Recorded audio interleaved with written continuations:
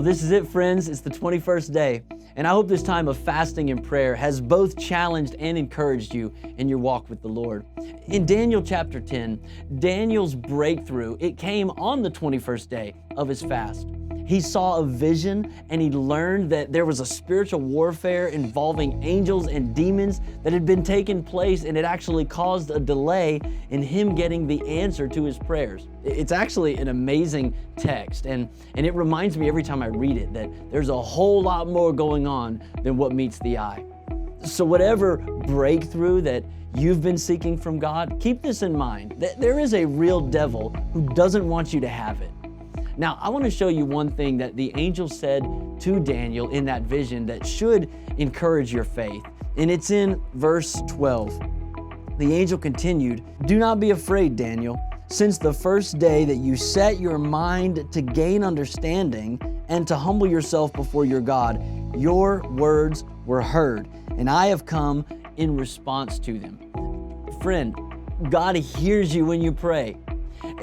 In a previous vision that Daniel had in chapter 9, verse 23, the angel said, "As soon as you began to pray, a word went out, which I have come to tell you." So not only does God hear you, He sends His word to us as soon as we begin to pray.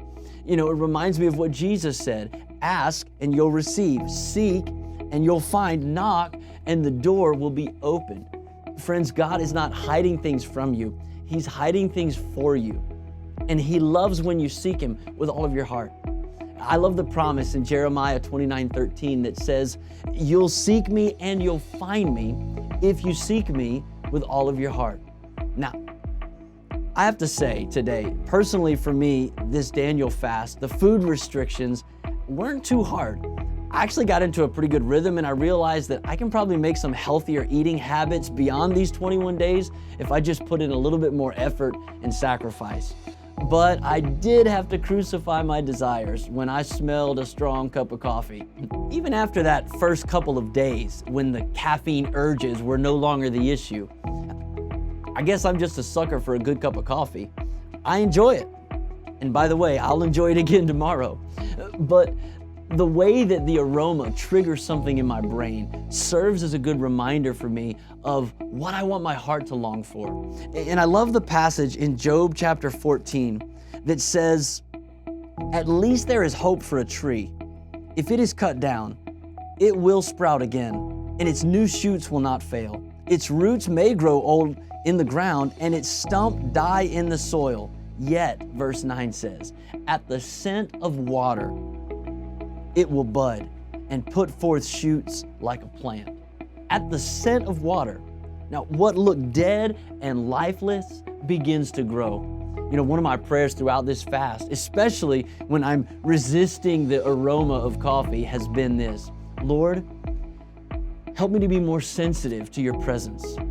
That at the scent of your presence, my heart will begin to bud with new life. You know, springtime is upon us, and creation right now is testifying at the scent of water, breakthrough can happen. Flowers are bursting through the soil, even breaking up through the concrete on the sidewalks. And how is that even possible?